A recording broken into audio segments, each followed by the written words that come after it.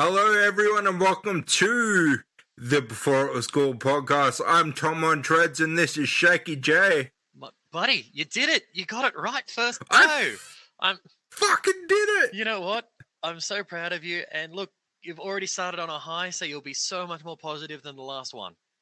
The last episode. I know. I was so angry last time. And now I'm just like to the point where I'm smiling because if I don't smile, I'm going to kill a fool. Because WWE are fucked up. Wow. Anyway. I think that's the earliest that we've ever gotten into a swear word when it's not been like a frustration mistake one. I was going to say I've sworn in the intros, but that's usually fuck, I fucked it. Exactly. Yeah. So, hey everyone. Yeah, Shakey J here. Tom and Treads has introduced me, as everyone knows. And so we're going with something new this week. So because of Tom's negativity last week, we thought, okay, let's change it to something positive, something that's kind of a bit of fun. So I came up with the idea that we talk about some guilty pleasures when it comes to media in particular. So guilty pleasures like movies, TV shows, and music. And those guilty pleasures are the ones that like, oh, you know what? I know this is bad, or, you know, like this is really cheesy, but I actually really like it. Just those sort of ones that it's like, yeah, you know what? Usually people find out about your guilty pleasures when you're drunk because you end up like putting on a song or listening to music with people or just talking about a movie. It's like, you know what? I fucking love insert movie here. I thought you were going to give one away then. No. I was going to do something random. Like I was actually tempted to say, you know what? I love Tim Burton movies, but I didn't want to set you off again. Oh, that's coming. Yeah. Yep. Video incoming, boys and girls. Yeah. Tom has he's asked me to help him with an intro for it, and it's going to be amusing and yeah, whereas my punishment video, it was more happy into sad and frustrated. Tom's is just going to be all rage. Like, I'm imagining he's going to have to buy a new keyboard because he spat in anger so much that it caused it to break. I just used a MacBook Pro, so that's going to be a fucker of a fix. Mm-hmm. And you know what? If that happens, I am going to laugh at you. Yeah. But yeah. And having to replace it. Then having to tell Taya that I broke a $2,600 laptop. By spitting. Yeah, because... And then I would tell her I was speaking about Tim Burton and she would understand. But I tell you what, if you wore a face mask or something, it might catch some of the spit. Yeah, true. Yeah. True. Not just to save the innocent people. Yeah. Face mask. Stopping the breaking of MacBooks since 2021. Well, 2022 is when 2020 is when we really started using this face mask. So I'd take it back a little bit. Yeah, true. Then again, we don't have any recorded cases of it saving a MacBook. Anyway, let's put on the theme music. We're rambling. We're rambling. Tangent. Oh, God. Theme music now. Go.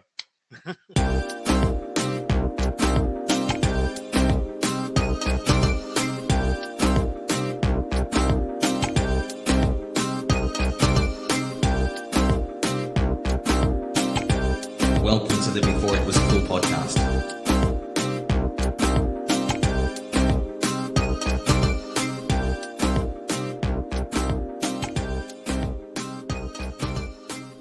And that was the theme music. We are the Before It Was Cool podcast, and Tom is in a good mood still, I hope. Yeah, I'm in a fairly good mood, actually. I think this week is the final week for the new theme. Yeah. Although I'm enjoying making custom-made themes. What would you do for a guilty pleasure one? Maybe based off some music that we talk about in here, or maybe a TV show's theme song that we're talking about in here. Yeah, I don't... Probably, I'll base it off like a band or something, like a boy band or a girl band or something like that. Well, that's actually a really good segue into the first topic. So, guilty pleasure non-metal rock band that you listen to. If you've got a list, go for it. Oh, this one's gonna be embarrassing. My guilty pleasure, my main one is actually the Backstreet Boys. Holy shit, me too. Yeah, I love that way. And not just from the Brooklyn Nine-Nine skit, from This Is the End. Mm. Oh no, wait, they don't sing that way in that.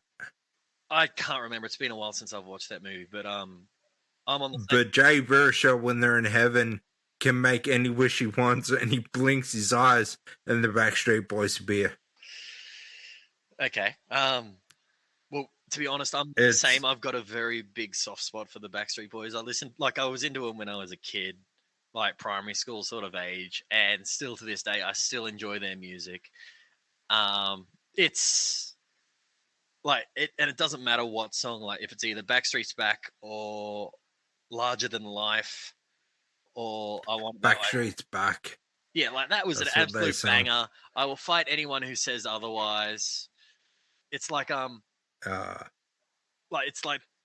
yeah, those Backstreet Boys were fantastic singers. Like they actually had vocal talent. It wasn't like just like one singer, one slightly different singer, and then three backing vocalists that just rounded out the look of the band. They actually had some vocal talent.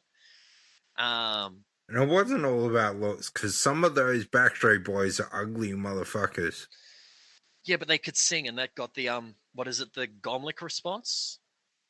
Yeah, you know what that is? That's where people think you look good, even though you're not. Kind of. That's because of your talent. Kind of. It's more the Gomlich response. It's talked about on South Park when they try to make finger bang. If you get girls screaming, it'll instantly drive up interest in something. Okay. And get other girls interested in it. But yeah, like they were great musicians. Any other non-metal, non-rock artists that you have a guilty pleasure spot for? A non-metal, non-rock. So out of our Korn? wheelhouse genres. No, not Korn. I'm joking. None that I really think are guilty. Like I love NWA and yeah, but they're pretty much the entire history of rap. A lot of that is still solid, and it has its place in music. Like the guilty pleasures are the ones that you're almost a little bit ashamed of. Like like the Backstreet Boys. Yeah.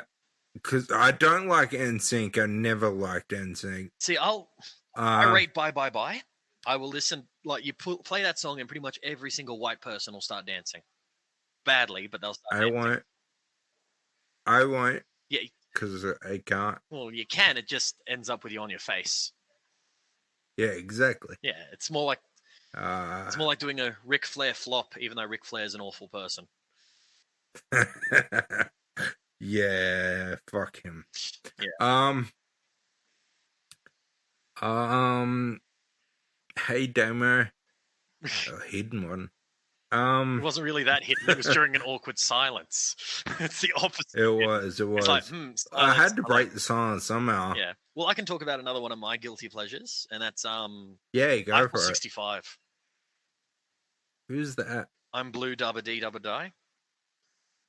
Aha! Yeah, I don't consider them a guilty pleasure. It was a decent song. Well, like they had the two songs, but like. But what was the other song? Move Your Body. I don't know. Move your body, every. It was very repetitive, but it actually the film clips. It was a continue one in film clips as well. Okay. But the entire album, Europop, some parts of it were really, really quite good. Then there was like a whole song that was just like a product placement for PlayStation. Like pretty much the bridge for it was all like it was like Tekken 3, Metal Gear Solid, Resident Evil, Gran Turismo, Omega Boost, Bloody Raw, X-Files all over the world. And they just talked about different. That was the bridge, just naming PlayStation games at the time. That's good. But yeah, some of their songs on there were terrible, but I still really enjoy them. like one of their songs is called The Edge. It goes, I've been to the edge, yes, I've been to the edge, and I've been to the edge. And it's like, we got it the first time. It's like bloody Pitbull saying club in nearly every single lyric that he can. Yeah. I don't like Pitbull. No, neither do I. Another one that a lot of people would consider it a guilty pleasure if you like it, but I don't feel guilty about it. I say it proud, and that's the fact that I love ICP and a lot of the Juggalo bands, all the Juggalo artists. Yeah. See, I don't see that as guilty. Yeah, because I'm quite proud of it. And like when people bring up Miracles, which honestly is a shit song, I'm going on a rant here. Miracles by ICP was a really shit song. And then everyone's like, oh, they're so stupid. They don't even know how magnets work. It's like, no, you're not getting the context of the song. Like, it's a song I don't like. But then when people take a lyric out of context, when the song is about the miracles of everyday life that we don't fully understand. Like, yes, we know that the North and South poles create magnetic fields which attract them. But what is it that's causing that sort of thing? It's like, it's more just like appreciating the basic miracles of everyday life. And when you're also like, two guys from Detroit who grew up needing to wear hand-me-down clothes and Salvation Army clothes and all that, surviving off canned food drives, dad ran away, being surrounded by drugs and violence constantly, school was never much of a priority, and they didn't have that greater scientific understanding, but they appreciate the magic that is in the world, as it were. Yeah. So yeah, there's my rant justifying why Miracles, whilst not a great song, isn't as dumb as what the internet made it out to be. Stop stepping on my gimmick, motherfucker. I do the ranting. Yeah, but mine wasn't out of pure rage. Mine was, oi, listen to this logically. Not just rah, rah, rah, rah, I hate Tim Burton, rah, rah, fuck WWE, rah, rah, I'm going to go cry and jerk off. That's your rant. No, I was going to go cry and probably, jerk off. Yeah, you can't argue it, dude. I make too much sense. No, yeah, it did. It encaptured me completely. Though, so yeah, I guess that's guilty pleasures in music. We'll probably come up with some more as we go through. I don't mind a bit of Spice Girls every now and again. Girl power. Spice Girls were amazing. And the thing is, yeah, I'd say they're a guilty pleasure still, but their songs were great fun. They were just silly fun. All Saints. My sisters used to love them. See, All Saints was a band that I never, ever could get into. You don't see what I said there? Got into them because my sisters loved them. Then they did the cover of Under the Bridge, and I fucking hated them for it. No, it was more the fact that one of their songs was called Never Ever, and I just said that. Or was that Atomic Kitten? Let me check. I was trying to just say Never Ever because that was their biggest song. Let me just double check. But let's just talk about guilty pleasure bands within metal and hard rock and stuff.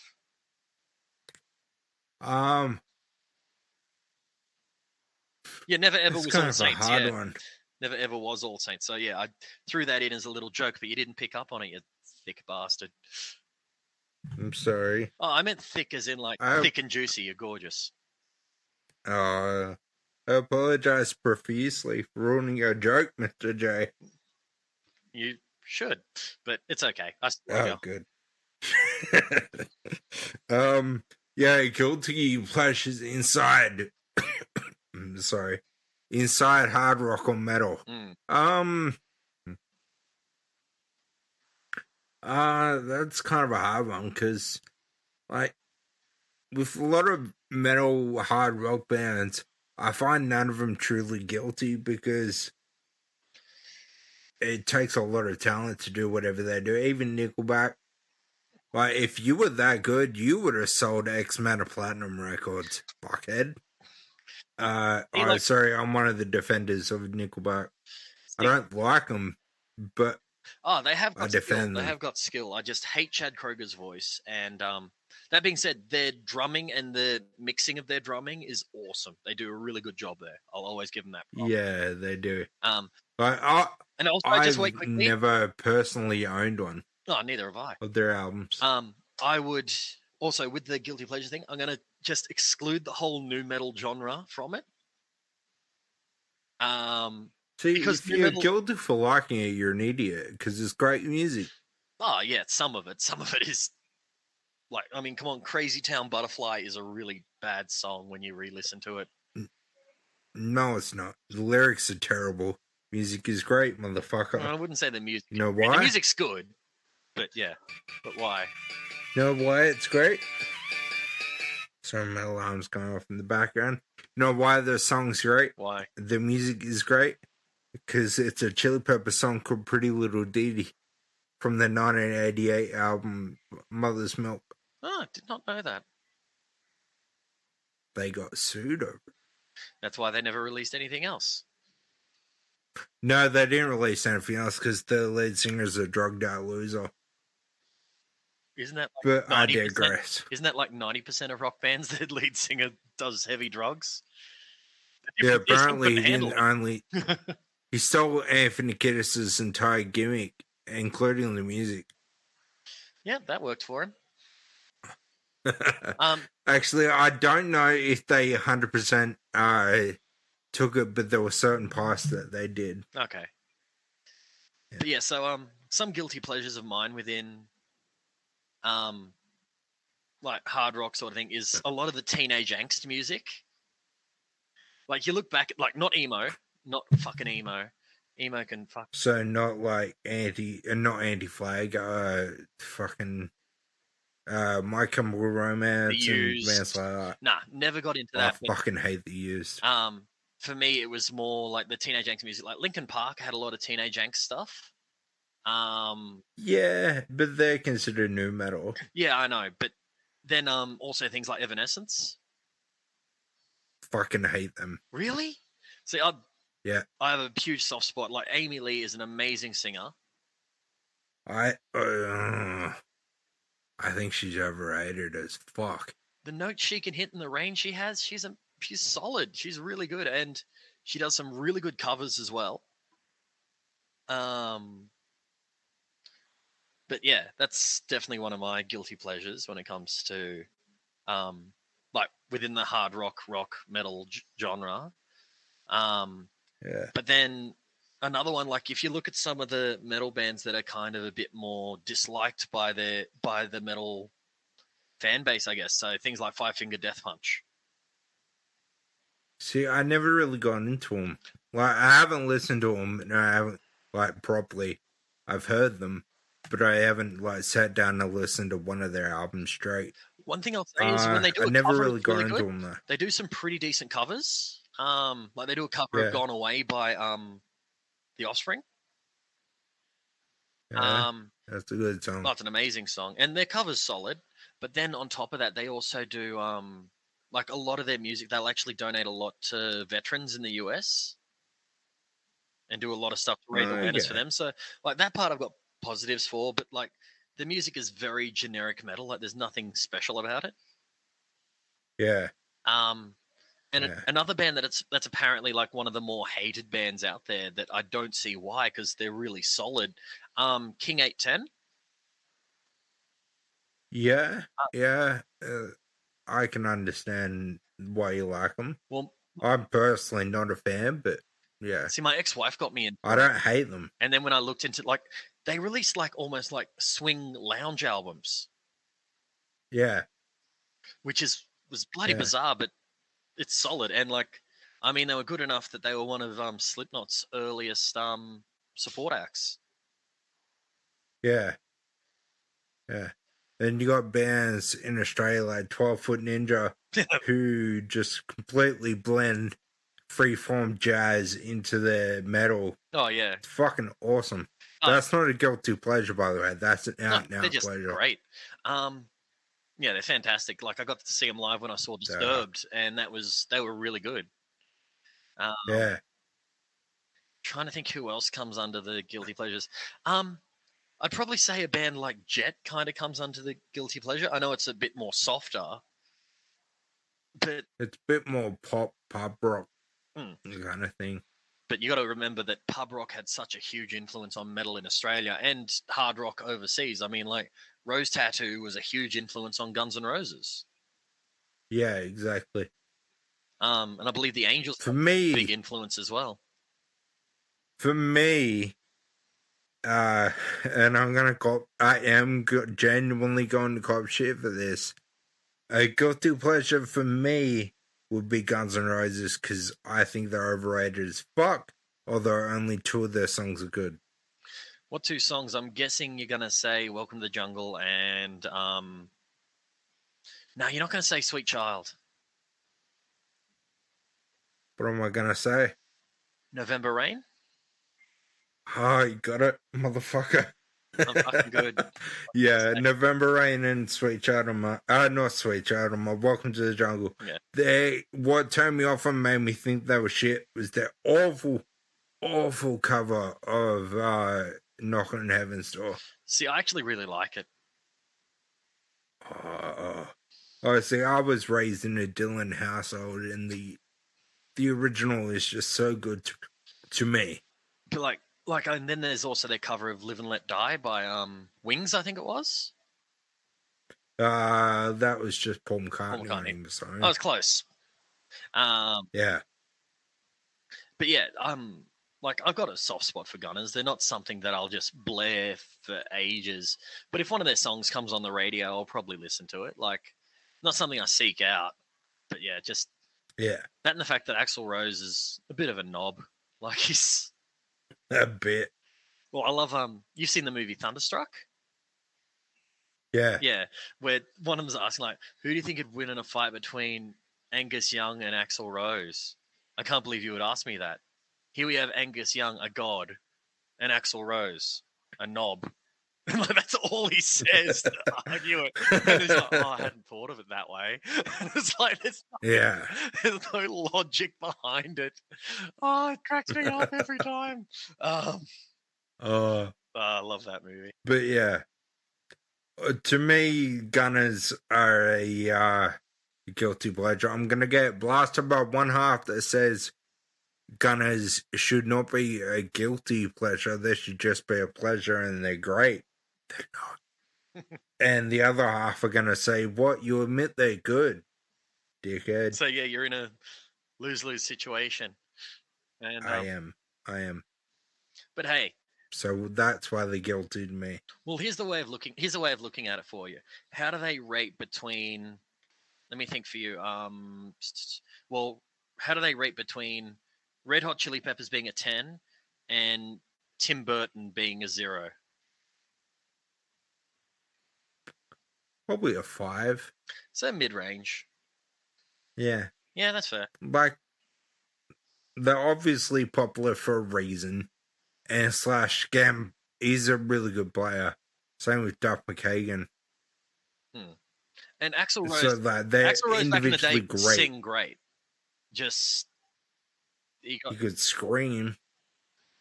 His wasn't even so much of a scream. I listen to a lot of screaming music. We both do, and his was different. Yeah, he's more of a screech. Yeah, and I'm an AC/DC fan, so I like a good screech. Yeah, but at least Bon Scott and Brian Johnson could do. Bon Scott didn't screech. He might scream at the right moment. He might every now and again, but not much. He definitely didn't do it as much as Brian. Oh no, Brian is a pure screecher, and yeah. Bon Scott, but at least they control it. Oh yeah, absolutely. Whereas Axl Rose doesn't, and it just sounds like a dog dying. Now I'm sad about all the dogs that die. Thanks, Tom. Oh fuck! It sounds like I don't know, I hate cats, so it sounds like a cat when it gets into the wrong hole. Okay, that wasn't what I was expecting, but that worked. Now I'm sad. I was going to say prostitute, but I thought that might cross the line. I'm just surprised you didn't just go nails on a chalkboard. Yeah, but I had to come up with something creative. Yeah, but after I said the dog thing, you just go with that, and it's like, oh, yeah, I hate that. I agree with you. You do it to get me back on side. Because apparently everything's about me.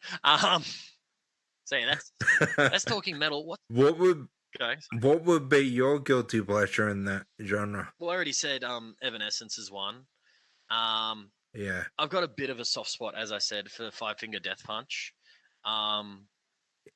I haven't listened to them a whole hell of a lot. No, I don't mind. Who? A7X, like Avenged Sevenfold. They have some moments where they're solid, but like, to be honest, for me, they just sound like they're just trying to be a new Metallica or a new AC/DC. No, that's Airborne. Airborne are trying to be a new AC/DC. Ah, that's right, Airborne. Yeah, I forgot about them. I don't like them. Don't get me wrong. I'm not gonna say if I do. I don't mean that they're shit, as in any of these artists aren't good at what they do. They're just they're obviously very great. I just don't care for their music. Yeah, exactly. And no, that's fair. Like, yeah, that's absolutely fair. Like, everyone has things that they like and dislike. Like, I mean, yeah, there's like bands that, like, well, for example, one band I absolutely can't stand and I hate listening to is U2. I don't enjoy them, and then by extension, the people who just sound like a different version of U2, Coldplay. I can't stand either band.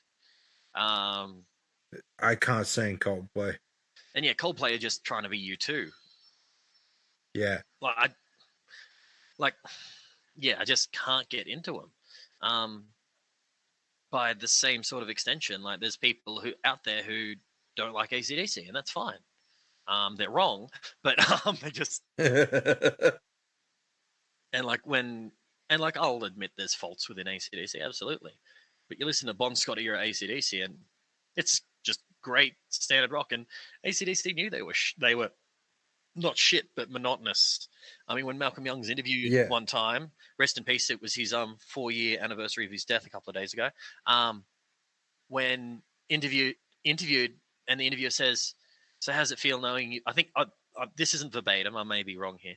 How's it feel knowing that you've released 8 albums that sound exactly the same? And he goes, "Fuck off! We've released 9 albums that sound exactly the same." Like, he wasn't gonna. They know it. They just want to do their music. They want to do their thing. And if people love it, they love it. If they don't, they don't. Exactly. But the point is that we didn't need to fucking Airborne. So yeah, let's talk TV show guilty pleasures. So either TV shows that are bad, or when you watch them now, they're still bad, but you can't help but keep watching them. So the problem is I'm a bit of a cinephile, so I love all things film. Yeah, but you can also appreciate a bad film and see why it's objectively bad. Yeah. And like when it's not... And then I can appreciate a bad film and know why it's shit. Tim Burton. And also understanding that what people also would create films to be bad on purpose. And that's your Human Centipede, your Sharknadoes, pretty much anything by Ed Wood. Yeah. Then you try to be Ed Wood and fail at even making films that bad on purpose. Fucking Tim Burton. Breathe, buddy, breathe. But yeah, we're talking TV shows, we're not talking movies. Yeah. So, like, for me, like, and I'll still watch it to this day, and that's the original G1 Transformers cartoon. Like, it is I love it. Oh, I love it as well, but God, it's bad. Like, when they're talking about... I've never considered it a guilty pleasure, though. It's not a show that you would show all your mates and tell them, "Oh, this is really awesome. You should watch this with me." Is it? You're watching it more for the nostalgia. Yeah. I would do that because the only mates I'm going to show it to, like you and like 3 other people, and they're all into that shit too. But yeah, like when there's like, these are things. So these aren't my views. These are moments in Transformers cartoon series that make you just cringe and go, "What the actual hell?"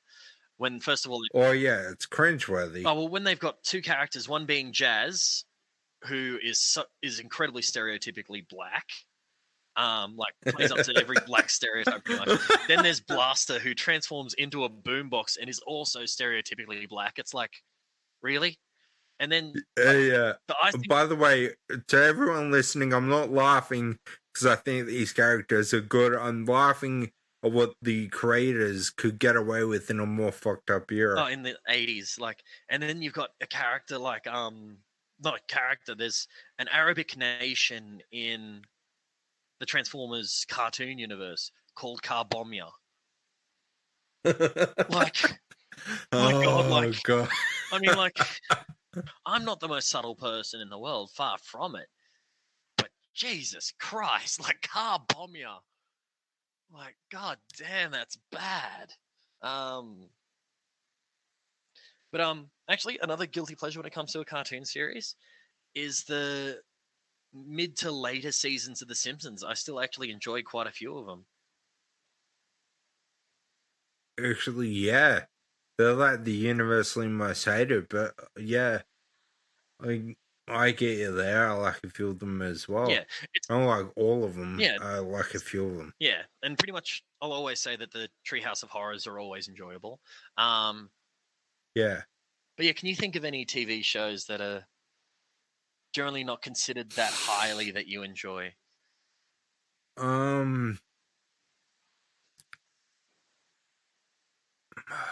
Fuck, what was it? The original Sabrina the Teenage Witch. I think that's still considered pretty highly, more for nostalgia and its cheesiness. But yeah, no, I'll rate it, even though I don't like Melissa Joan Hart that much. But did you see her Twitter feud with Kevin Owens? No. Oh, she had to go with him about his weight, and he just ripped her a new one. When was the last time you were on national TV, woman? Oh, yeah. You don't get in a fight with freaking Kevin Owens. The man is one of the best trash talkers when he gets the opportunity. Yeah. I'll admit, I am kind of hoping at one stage, like when he leaves WWE, if he goes to AEW, him versus MJF on the mic, it'll be so good. With Tony Khan just going, don't say fuck. Don't say cunt. Say whatever else you want. Go. And see, that just makes me think of the Bam. thing by DX when they had the disclaimer, like, we're not allowed to say fuck anymore. You said fuck. Oh, we're not allowed to say cock. Oh, we said that too. And that sort of one, like that playoff, like the State of the Union. Yeah, I think that's the one. Yeah. But yeah, same idea, but that would be off camera. And then Kevin Owens and MJF just being allowed to go unscripted off on each other. Oh, so good. Because book it now. Can't. They're in different companies for a while longer anyway. Don't care. Book it. Make Survivor Series real, goddammit. The Before It Was Cool podcast is now on Patreon. There are 6 tiers to choose from, ranging from $1 to $100. $1 gets you just to help. $3 gets you a shout out in every episode, except for the episodes in the next tier. $10 gets you your choice. You choose the topic and I record a solo episode dedicated to you with no ads or other Patreon shout outs. $15 is Produce It Up. You get the opportunity to choose the week's topic and the co-host. The co-host should be attainable and knowledgeable on the subjects. 26 spots available. $50 gets you the VIP co-host position. 3 spots available. $100 is make the Before It Was Cool podcast your own. You and a person of your choosing make an episode. You can even change the intro music and artwork, and you can edit or ask Tom to edit to your specifications. Go to patreon.com before IWC and you will get to our landing page. That's patreon.com before IWC. Please support us so that we can continue to provide you with quality content each and every week. Okay, so let's talk to our TV sort of ones. Next up is movies, I guess. So what's a guilty pleasure movie for you? Probably Charlie and the Chocolate Factory. No, I'm just joking. Tim Burton's a cunt. Isn't Charlie and the Chocolate Factory the classic one? No, that's Willy Wonka. It's Willy Wonka? Okay. Factory. Yeah. Remember, Willy comes first. In most cases with women, that's why they get disappointed. I created 2 kids. Tay is still waiting on that orgasm. Oh shit. I better keep going before I get divorced. Or not giving her an orgasm, or no, for talking about it on air. Oh yeah, that. There's a reason a lot of guilty pleasure film. I'm not like Tenacious D to me is not a guilty pleasure. I'm out now. Most people love happy the D. about that. I don't. A movie called Draft Day. Okay, don't know it. Who's in it? With what's his name? Fucking Dances with Wolves. What, Kevin Costner? Yeah, Kevin Costner's in it. It's about, and Chadwick Boseman's in it, and a few others are in it. Terry Crews. It's about the NFL Draft Day of the National Football League in America.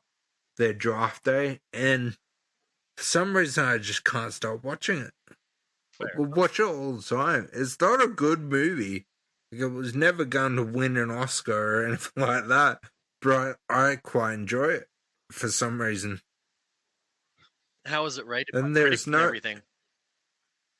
Like middling to average. It wasn't great, but like there are no actual sports in it. It's all about the behind the scenes on a draft day at a like whoever the team in Cleveland is. And I've seen it about 9 times. I just can't get enough of it. Yeah, wow. Okay. Don't know why. Yeah. So a movie for me that was a lot of people like, even the director who directed it doesn't like it. That is definitely a guilty pleasure one for me. Is Hook with Robin Williams. See, I don't consider that a guilty pleasure because to me, like Peter Pan is one of Robin Williams' top 5 ever roles. I wouldn't go as far as to say that, but like looking like the general like critics panned it, Spielberg hates it. Yeah. But I look at it and I just, whenever Robin Williams gets the opportunity to play a kid sort of thing, he's great. Like another movie that was generally actually relatively panned, but I love it, is once again Robin Williams, and that's Jack. Yeah, I like it. I recently rewatched it. It's all right. Because of Bill Cosby, it hasn't really aged very well. Yeah. But yeah, other than that, it's pretty good. I have a bit of a thing for Diane Keaton. Not Diane Keaton. She's the old one. Diane Lane. At least I was half expecting you to say J-Lo for a second there. No, fuck. Oh, actually, got a bit of junk in that trunk, don't she? Nah, really? Yeah, all right. Trying to think some other movies that have, like, that I have that guilty pleasure sort of. I don't mind watching Robin Hood, Prince of Thieves. The Errol Flynn one or the... No, Prince of Thieves is Kevin Costner. Kevin Costner. Yeah, I don't mind it. But it was was panned. The only thing that anyone ever talks about it in a positive manner is Alan Rickman's Sheriff of Nottingham, who was amazing. Like, just, he's like, okay, if I'm going to have a shit script, I'm going to ham it up to the nth degree, and he just goes forward and does it, and he's just so good. He is. I like him. Alan, no, I can beat you with 2 others on that one. Okay. I do not mind Waterworld. Never watched and it. I do not mind The Postman. Who's in The Postman? Same. Kevin Costner directed and starred. See, it seems to be like a bad movie thing as Kevin Costner. Like the only movie I know of his where he was like, where it was lauded and said really good was what is it? It's him and Sean Connery going after Al Capone. Well, The Untouchables. Yeah, it was amazing. It was amazing. Dances with Wolves. He won an Oscar for both directing and acting in it. Okay, I didn't know he directed it. But yeah, Dances with Wolves is fine. Like I mean, that story's been repeated so many times, and to be honest, I'm pretty sure he repeated that story. Yeah, I think he did. But yeah, it's definitely solid. But the Waterworld was the one that followed Prince of Thieves, and it took until it was released in like 94, 95. It took until 2017 to recoup its cost. Fuck me, dude. Yeah. I don't think The Postman has yet either. Yeah, just stayed bad, really. Yeah. But I don't mind them. I really don't. I don't know why. Well, here's something I'll quickly do. I'm just going to quickly go on to so I'm just going to try and find a list of banned popular movies. I went to banned movies. Okay, so Microsoft Bing has just actually done a great pun to me, and it's images of list of most panned popular movies. The first one is Peter Pan.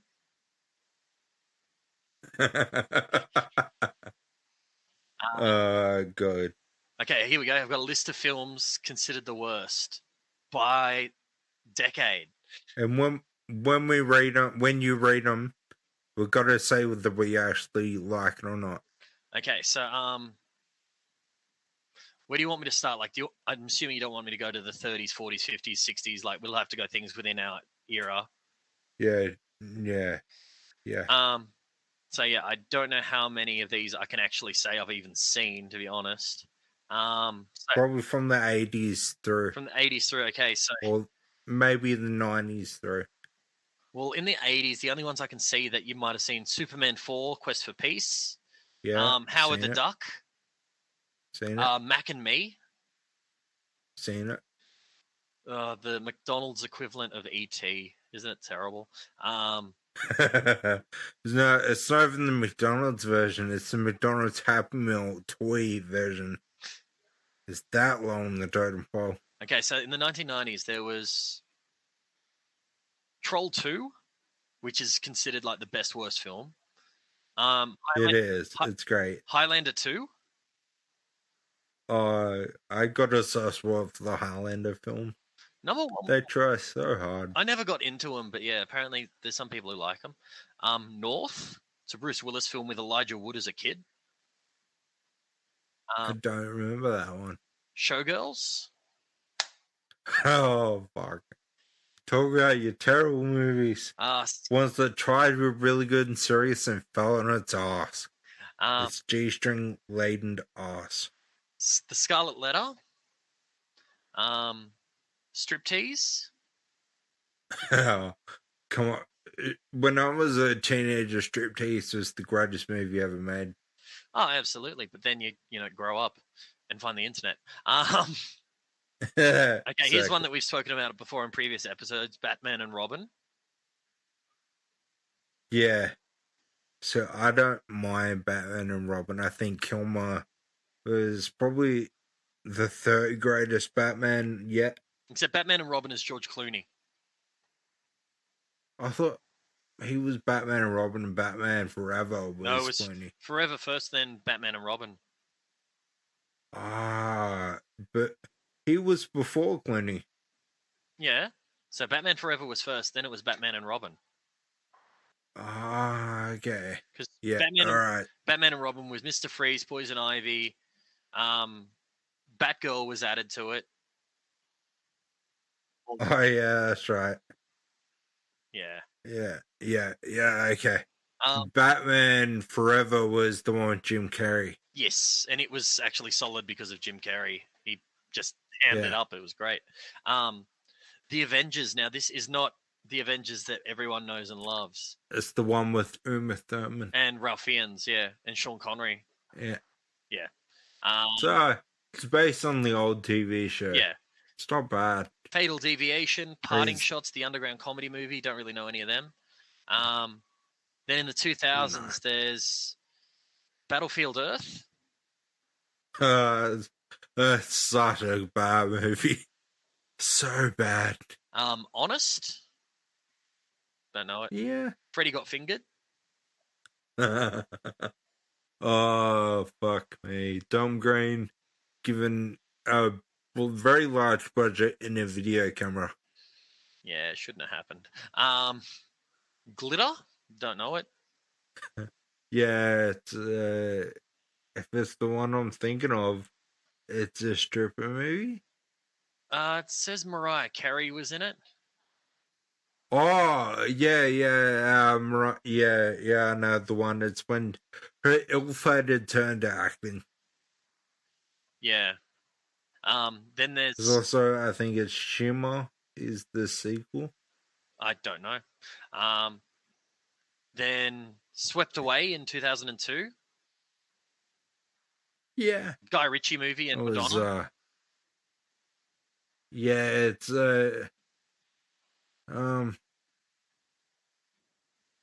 yeah, that's pretty much all you can say about that movie. It's not much of anything, really. Yeah. The Master of Disguise. It's fucking what's his name Garth. from? It's Garth from Wayne's World. Dana Carvey. It's it's not a great movie. It was an Adam Sandler produced movie. Yeah. Oh, trust me, he's coming up soon. He's going to come up a bit more. Then Ballistic X versus Sever. Antonio Banderas and Lucy Liu. Don't know. Okay. Ben and Arthur. Romantic drama. I think they were trying to. Apparently it was bad, but yeah, it's a romantic drama between, like, it was a gay movie. But yeah. That doesn't look like it did well. Don't know it. I've seen it a lot. From Justin to Kelly. Romantic comedy musical starring Kelly Clarkson and Justin Guarini. The runner-up from American Idol. Actually, yeah, I think I saw that back in like 2005, whenever it was, 06. So I think my sister watched it. Okay. Can't remember. I think it was that. I remember seeing Kelly Clarkson on camera. Here's one that I think you'd know: The Room. The Tommy Wiseau movie. Yeah, that's it. Oh, yeah, that brought a smile to my face. I haven't seen it, but I've heard so much of it from movie review sites that I watch about them talking about it as being a great bad movie. After you watch it, do yourself a favor and watch The Disaster Artist. It's actually really good. Okay.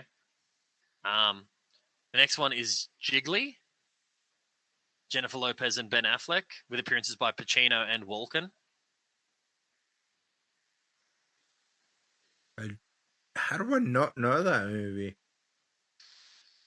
This one I hadn't heard of, but I don't think you'd like it because it's a British sex comedy, but it's Sex Lives of the Potato Men. I've never heard of it. Whoa. There's Halle Berry. What is it? Sex Lives of the Potato Men. Yeah. That's my new favorite title. It is pretty good, though. Have you ever seen Attack of the Killer Condom? No. It's a horror movie. I think it's French or something. You'd probably enjoy it. I probably would. We've got 2004's Catwoman. With Halle Berry? Yeah. Yeah, not good at all. Though I will give her props. She actually went in person to accept her Razzie. Yeah. We'll give her props on that one because I think she came close to winning both the best actress and the worst actress in the same year. When she went and got the Razzie for Catwoman, she took a Best Actress Oscar for Monsters Ball with her. Was it that year? Because I always thought Sandy B was the only one to do that. No, she did that as well, apparently. I'm skipping any of the foreign movies that we probably would have missed. There was Super Babies, Baby Geniuses 2. Yeah, I've seen it. Yeah. Actually. Alone in the Dark. It was already a struggle because it was a video game movie. Yeah. Then, epic movie, as we know. I Know Who Killed Me. It was Lindsay Lohan as identical twins. But not the classic one that's actually good with her in it. Yeah. Then there's Meet the Spartans. That's so bad. Oh, wait, and there's a third one in the parody films of Disaster Movie. Oh, yeah. That wasn't even a good parody. It wasn't even so bad that I can laugh at how bad it was. Epic Movie, Meet the Spartans, and Disaster Movie are by Friedberg and Seltzer, who did... Oh, they did all three of them. There's The Hottie and the Noddy. Never heard of it. Paris Hilton. I've seen her take it doggy style. That can't. No. It was on film. Actually, that just made me think of a movie that was relatively panned that I liked that actually had her in it, and that was Repo, A Genetic Opera, the movie. Oh, I thought you were going to say House of Wax. I'm like, no, it wasn't. No, fuck no. It was panned heavily, but I don't like it. But yeah, Repo, the Genetic Opera, I actually quite enjoyed it. Main reason being it's got Giles from Buffy the Vampire Slayer singing, and the man has got an amazing voice. Then 2010s there was Birdemic. No. Would have fucking hated it. The only creature I am legitimately afraid of on this earth is a bird. Well, yeah, it's done to be like The Birds by Hitchcock. Yeah, and I hate that movie too. There's Last Airbender. Good try. It really wasn't a good try. Bucky Larson, Born to Be a I Star. was talking to M. Night Shyamalan. What was that? Bucky Larson, Born to Be a Star, another Adam Sandler production one. Oh, yeah. It's, nope. I saw it on Amazon, and it's not good. Then Jack and Jill. Oh, shit. Yeah, no. No. Then there's That's My Boy. See, I don't mind That's My Boy. And that's mainly because of Andy Samberg. If it was literally any other actor, they would have fallen to Adam Sandler's bullshit and made the movie absolutely unwatchable. But because Andy Samberg's better than Adam Sandler, it made it good. See, I'll say Adam Sandler's actually good when he makes an effort. Yeah. Actually, you know what? Don't get me wrong. He does have really good films. This is going into some of the guilty pleasure movies. Like, I really enjoy what's it called? 51st Dates. Actually, I don't mind 51st Dates. I really enjoy The Wedding Singer. Yeah, that was part of that golden run that he had. Yeah, but I also enjoy things like a movie that was relatively panned, but I think is actually quite good, in Bulletproof. Yeah, I don't get why that panned. Like, because Bulletproof was so good. But then again, when it first came out, critically slaughtered and generally panned was The Last Action Hero. Oh, yeah, absolutely. And it's great. And Shawshank was panned, wasn't it? Or was it? No, it was critically accepted as a great film, but it never made money at the box office. Yeah. And when word of mouth got around about how it was so good, and people watched it and appreciated it. Yeah. But yeah, the main reason That's My Boy did so badly is that comedic portrayal of incest, hebephilia, which is attraction to 11 to 14, stat rape, and gerontophilia, which is sexual attraction to the elderly. Yeah, we'll just leave that as it is. Run for Your Wife, which is a British comedy, so you wouldn't have dug it. Movie 43. Okay. All I can say is Hugh Jackman's chin. Yeah, exactly. It's nuts. Fateful Findings. I don't know that one. Shackles, which is a Bollywood movie. Kidnapping Caucasian Style. It's a Russian comedy film. Yeah, no comment. Oh, here's one. Saving Christmas. It's a faith-based Christmas comedy. Kirk Cameron did it. Gross. Fun for the whole family. United Passions. It's a English language French one, so don't really know it. Dirty Grandpa. Here's the thing. Zac Efron is way underrated, and he is very, very, very funny. Robert De Niro is one of the greatest actors of all time. So who would have thought putting these two very talented people in the same film is going to turn into this shit? Guardians, which was a Russian superhero film. I kind of want to watch it, but yeah. Yeah, I kind of do. Some people say it was the Russian answer to Howard the Duck. That's how bad it was. Oh, wait. So wait, let me just say. So this is what someone said. Guardians is a film from which Russian cinema should be protected. It's like a sequel to Plan 9 from Outer Space, filmed by Uwe Boll, with the screenplay by Tommy Wiseau, with him in the lead role. That's how bad it was, apparently.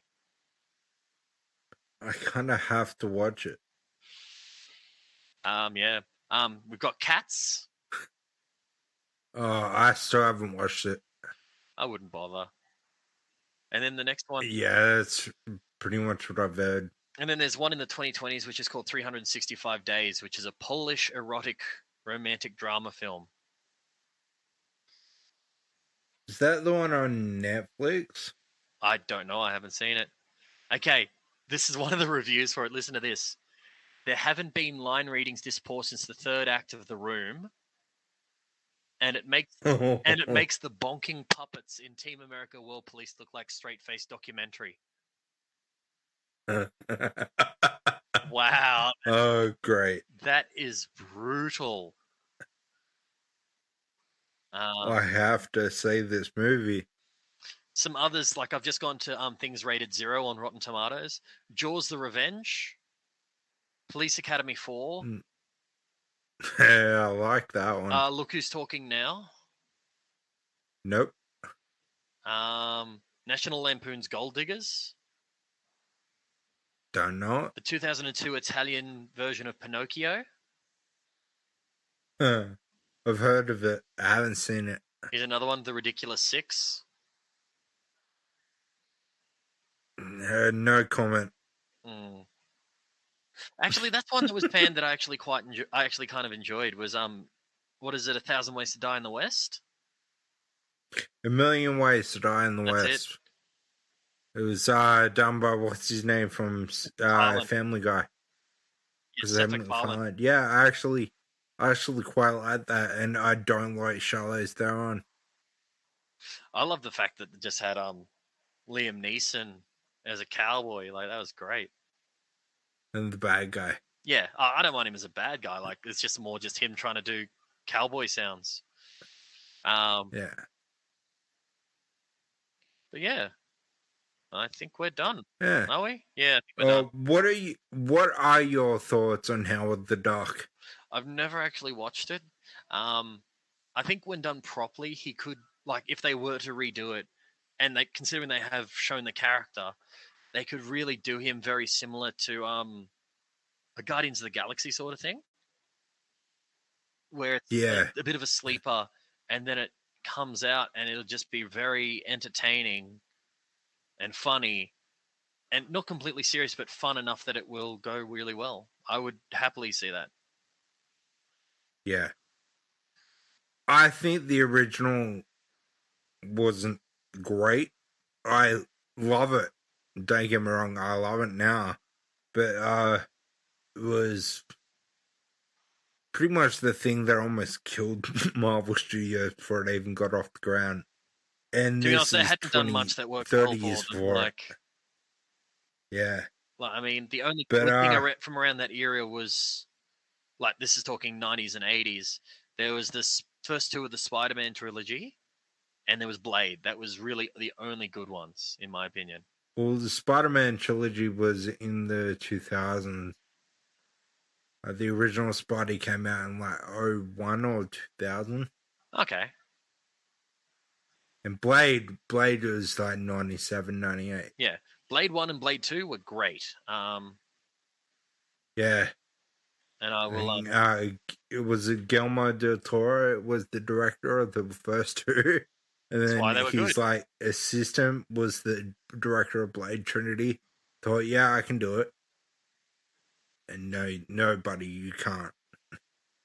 Yeah, and then we had CGI eyes. Yeah. But at least we got Triple H asking for his dog. Yeah. And Ryan Reynolds was great in that one too. Thunder cunt. Sorry, that was my favorite line. Fuck me sideways. Unlike most vampires, she has her teeth in her vagina. Yeah. Even back then, you knew he was gonna be doing great things. And then he went and did Green Lantern and Wolverine Origins and The Proposal. Yeah, but he then did Deadpool, and that makes up for every bad thing he's ever done. And New Guy is fantastic. I haven't seen it yet, though. Have you seen the one with him and The Rock? Red Notice? Yeah, I saw that Red Notice or whatever it is. Yeah, and it's not bad. I watched it recently, and it wasn't too shabby at all. Yeah, it came out on like Netflix like last week or the week before, and yeah, it's actually really good. I wouldn't go as far as to say really good, but it's solid. Yeah, it's good. But yeah. So you're pretty much a generic heist film. Yeah, but with good back and forth between The Rock and Ryan Reynolds. And Gal Gadot. Yeah, who's solid as well. Yeah. Funny, all three of the people in that movie are superheroes now. Yeah. Or one's about to be one. No, they've all been superheroes. Because... Well, Ryan Reynolds is Deadpool, obviously. And, like, we'll forget about the other one. Gal Gadot is Wonder Woman, and The Rock is Black Adam. He's about to be Black Adam. I thought he already was. I haven't seen Shazam, so I don't know if he's actually made an appearance, but I thought he actually made an appearance in that. No. The only other superhero in Shazam was... Well, Black Adam's not a superhero. He's a bad guy, but yeah. Yeah, but the only other metahuman with superpowers was Superman showed his arm right at the end, but the black guy wasn't Black Adam, I don't think. But it wasn't The Rock. Either way. Well, I don't mean Black Adam, but it wasn't played by The Rock. Yeah. But yeah, he hasn't been one yet, but he's going to be in the next, I think it's 6 months. Yeah. And he makes his reference to in the movie, but not as like the character's reference. No, easy peasy. Yeah. But yeah, anyway. Yeah. So I think that's it for the week. Just quickly, so I went back to my thing where I listed most panned popular movies, and it said, did you mean list of most banned popular movies? And then explore further. The first thing that came up, nudes in PG-rated movies. What? Yeah, that was one of the next options you could look up. No. Why would you want to? Because you're a teenager or pretty young and you want to find that sort of thing. True. Your parents will put a lock on the Foxtel. Yeah, exactly. I can see it happening. Yeah. So go to our Facebook page, facebook.com/before it was cool. Oh, sorry. before IWC, I changed it. We've redesigned the website for the podcast, by the way. It's before it was called .podbean.com. It's a mouthful. I want to change it, and I will eventually. Twitter, we're at before IWC. Patreon.com/before IWC. Search before it was cool on YouTube. My video about that movie adding overrated piece of shit, Tim Burton's Charlie and the Chocolate Factory, will be up at the end of the week. Hopefully. Maybe. If you're lucky. We're waiting on it. It's going to be worth it. That's all I can think about plugging. Did I miss anything? Not that I can think of. YouTube? Oh, the email. That's right. Email your voice memos. Tell us a story. You want us to discuss something? Let us know. Tell us movies that you like. Tell us movies that you like based on, like, that are bad or whatever. Like, we'd love to hear that sort of thing. Yeah, exactly. And sorry, I burped. I'm working on two not secret, but just two projects that I'm not ready to announce what they are at the moment. Although one is Pinpoint. What is it? But, what is this? What is exactly what is it? But they'll both be up on YouTube eventually, hopefully, if you're lucky. Like I said, be a good boy and you'll get your treat. Sorry, I'm just looking through like a lot of the banned movies that are out there. It's really interesting. But yeah, see you later, everyone. See ya.